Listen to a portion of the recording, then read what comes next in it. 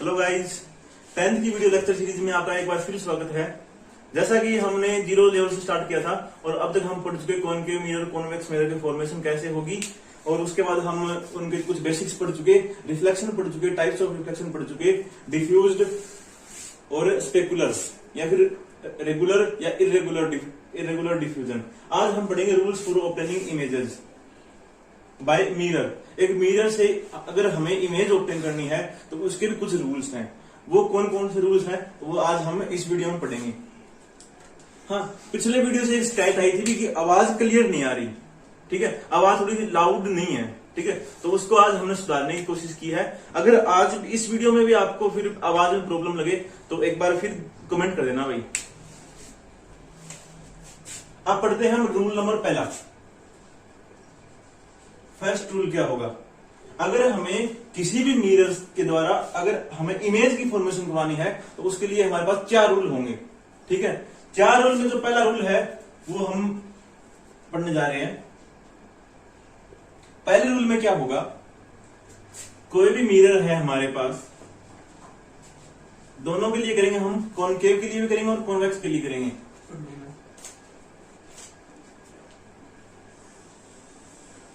ये अपना कौन सा मिरर हुआ, कॉनकेव मिरर, कॉनकेव मिरर। और ये वाला जो पॉइंट है यहां पे बिल्कुल बीच में सेंटर पे, इसको हम बोलते हैं पोल पॉइंट। पोल पॉइंट में करवा चुका पीछे, और जो एक्सिस पोल पॉइंट से पास होगा इस एक्सिस को हम बोलते हैं प्रिंसिपल एक्सिस। ये हमारा प्रिंसिपल एक्सिस हुआ, प्रिंसिपल एक्सिस। अब यहां पे क्या होगा, एक सेंटर पॉइंट होगा, हम कर चुके, इसको हम बोलते हैं सेंटर ऑफ कर्वेचर।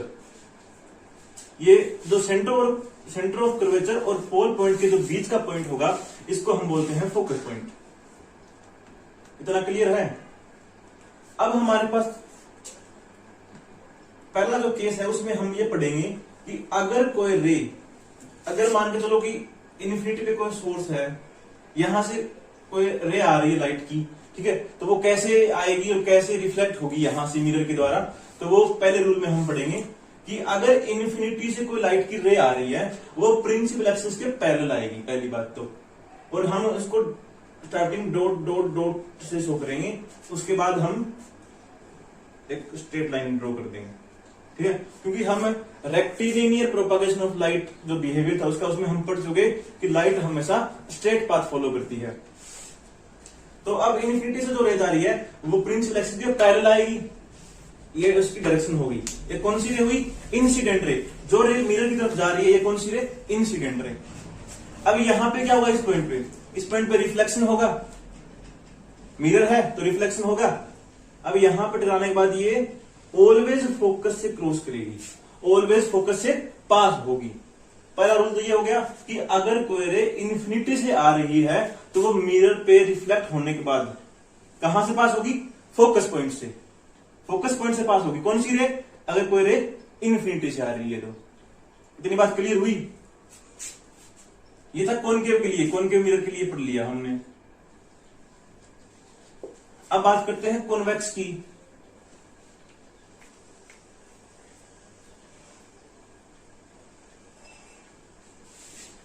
अब ये कॉन्वेक्स मिरर था, इसका जो मिड पॉइंट था ये था पोल, और जो एक्सिस पोल से पास होगा ये कौन सा एक्सिस, प्रिंसिपल एक्सिस।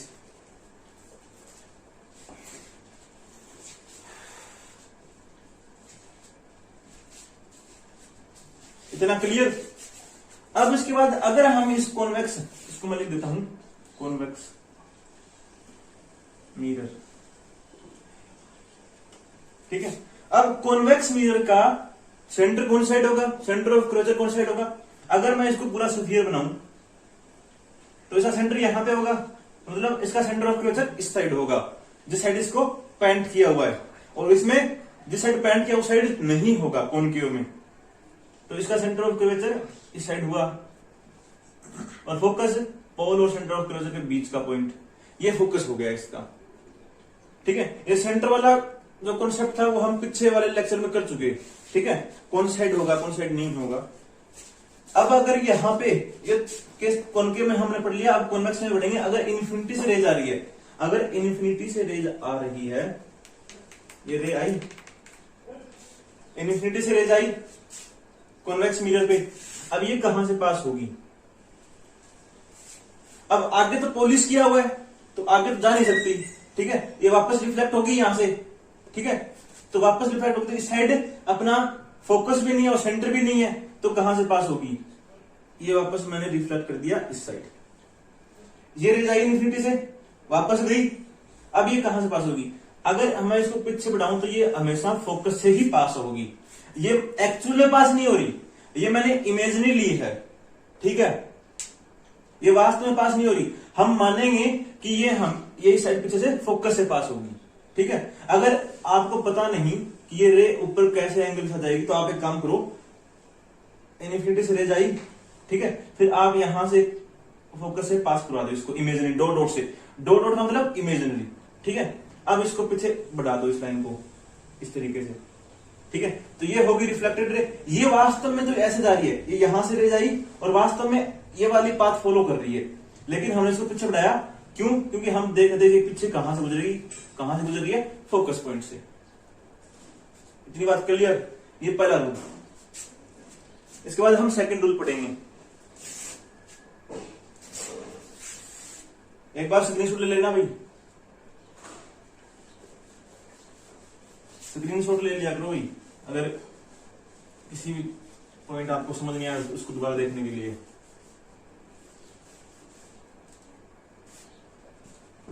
हाँ, रूल सेकंड में हम क्या करेंगे,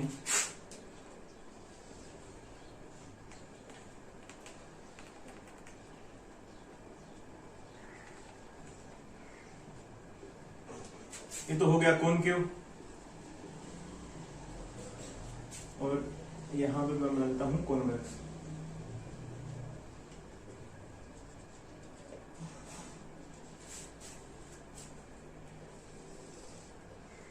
ये पोल पॉइंट, ये फोकस पॉइंट यहां पे सेंटर पॉइंट, ऐसा ही इसमें कर लेते हैं कॉन्वेक्स में। ये पोल पॉइंट हो जाएगा, इस साइड इसमें फोकस होगा और इस साइड यहां पे सेंटर पॉइंट होगा। अब करते हैं कि अगर कोई रे सेंटर से पास हो रही है,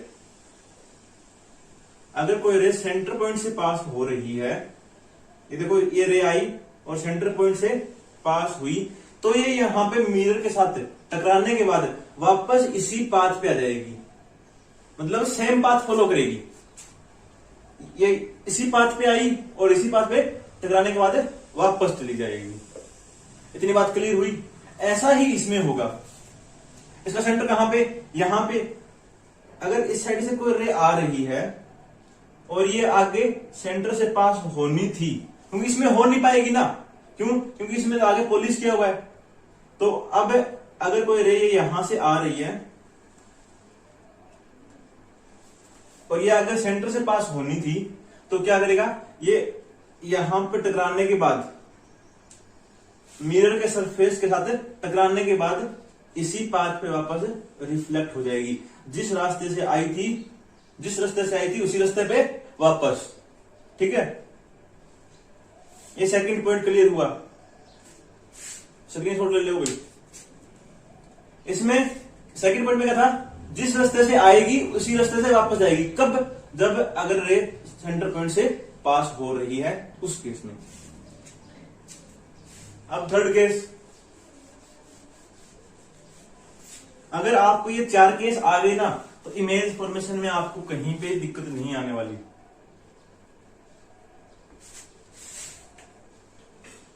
थर्ड केस, सबसे पहले वही डायग्राम बनाते हैं कॉनकेव और कॉन्वेक्स का।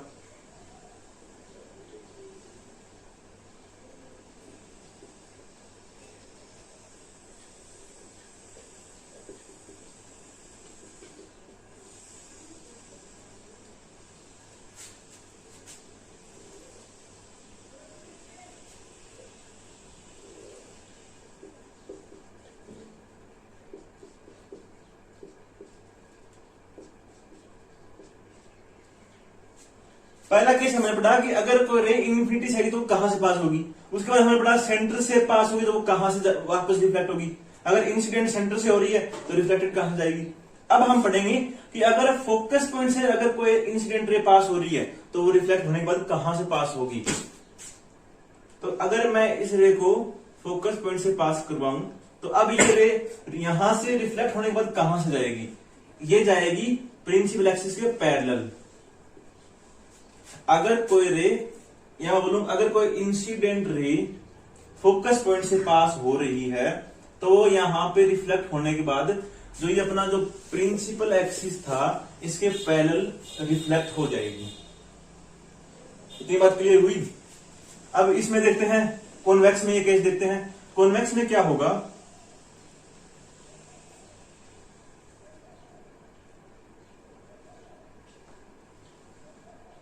ये रे आगे फोकस से पास होनी थी, ठीक है, तो क्या होगा इसमें, ये वापस रिफ्लेक्ट हो जाएगी प्रिंसिपल एक्सिस के पैरेलली। ये प्रिंसिपल एक्सिस था, इसके पैरेलल वापस से रिफ्लेक्ट हो जाएगी।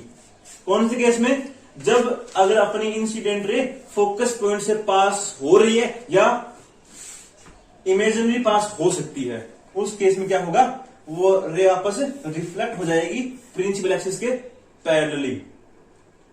ये हमारा थर्ड केस। 3 केस हो गए। अब इसके बाद लास्ट केस है। इन केस को भी ढंग से पढ़ लेना, क्योंकि अगर ये केस आपके चारों केस क्लियर हो गए अच्छे से तो आपको इमेज फॉर्मेशन में कहीं पे भी कोई प्रॉब्लम नहीं आने वाली। इरेज कर दूं, स्क्रीनशॉट ले लोगे।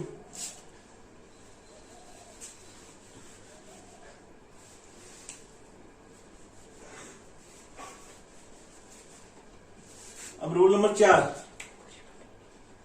Last rule.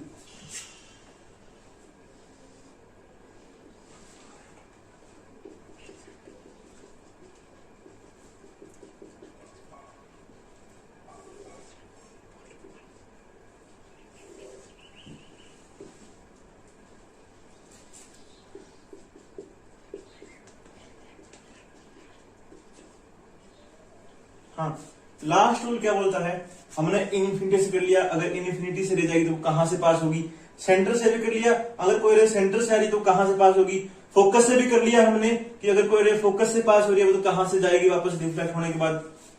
अब करेंगे, अगर कोई रे पोल पॉइंट पे आ रही है, ये वाली इंसिडेंट रे है, ये पोल पॉइंट पे आ रही है, तो अब ये कहां से पास होगी, ये करना है अभी। अगर ये एंगल मेरा थीटा है, कुछ भी एंगल है मेरा, तो ये इसी एंगल के साथ, सेम एंगल के साथ वापस रिफ्लेक्ट हो जाएगी। यहां पे भी थीटा एंगल ही होगा, ठीक है। अगर कोई रे आ रही है कहां पे, पोल पॉइंट पे, तो वो वापस रिफ्लेक्ट हो जाएगी। किस तरीके से रिफ्लेक्ट होगी, जो एंगल प्रिंसिपल एक्सिस के साथ इंसिडेंट रे ने बनाया है वही एंगल प्रिंसिपल एक्सिस के साथ रिफ्लेक्टेड रे भी बनाएगी। अगर ये एंगल थीटा था मेरा प्रिंसिपल एक्सिस और आई के बीच, इंसिडेंट रे और प्रिंसिपल एक्सिस के बीच जो एंगल था मेरा थीटा, यही एंगल प्रिंसिपल एक्सिस और रिफ्लेक्टेड रे के बीच में होगा, सेम एंगल के साथ रिफ्लेक्ट हो जाएगी। ये था मेरा थर्ड केस। ऐसा ही इसमें होगा, ये था कॉनकेव का। अब कॉन्वेक्स की बात करें, कॉन्वेक्स में क्या होगा, यही कंडीशन कॉन्वेक्स में होगी। ये कोई रे आई, इंसिडेंट रे हुई, ये अपना प्रिंसिपल एक्सिस था, इसके साथ एंगल इसने थीटा बनाया, तो वापस रिफ्लेक्ट हो जाएगी इसी एंगल के साथ, थीटा एंगल के साथ। ये 4 केस हो गए अपने। ये चारों केस अगर आपको क्लियर है तो आपको इमेज फॉर्मेशन मानो क्लियर ही है, ठीक है। आगे वाले लेक्चर में हम पढ़ेंगे image formation by concave mirror, ठीक है। आज का लेक्चर यहीं पे इन 4 पॉइंट के साथ खत्म करते हैं।